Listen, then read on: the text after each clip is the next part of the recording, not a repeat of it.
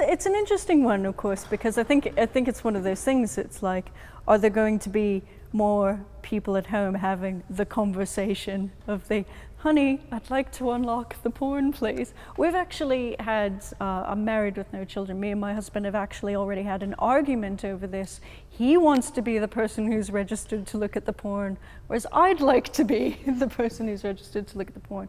I realize not all households are like that.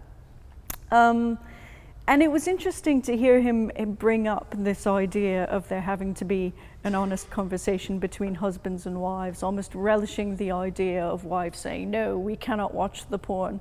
But of course, those aren't the only living situations that people live together in. I mean, I thought back to when I was in a student house. It's like, how would the student house have had that conversation? We could barely get around paying our bills together. You know, I can't imagine like having a house meeting where we sat down and talked about whether or not to unlock the porn and how badly that would have gone. It has the potential to open up some interesting conversations that might be good on the personal basis, but I can't help but feel that overall it's something that's going to backfire on him. I mean, already if you're browsing things on a phone, you can see what sites are blocked. Most blogs are blocked.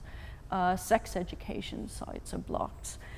Anything that mentions lesbian, gay, bi, transsexual, and intersex issues is blocked, whether there is a sexual titillation component or not. And what is really worrying is losing the educational aspect of what's available on the web. We're told there are going to be people going through sites and deciding whether or not they pass judgment or not. I don't really think that's going to happen. I think it's going to be a cheap and nasty filter that blocks more than it lets through, and that's worrying. We'll also see similar proposals happening in Iceland, which, by the way, has had a block on printed porn for the last 100 years. And the only reason why internet porn was legal in Iceland was that the law had not been updated to make it specifically illegal, to specifically criminalize that, which they're now getting around to now. Iceland's a lovely country to visit, but I really wouldn't want to live there.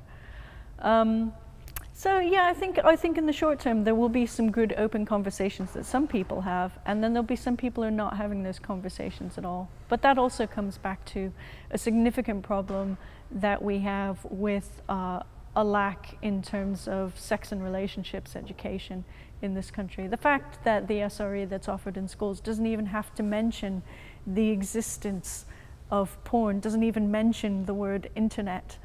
It's long since time that was updated. It's also long since time that people were actually specifically, that there were specifically teachers in schools teaching this, which does happen in some places where there are specifically trained educators talking about sex and relationships education. In other schools, some paperwork is handed to a form tutor who has absolutely no training in this material whatsoever, and told, make sure the year 9 see some of this before the end of next week. And I think that's a national scandal.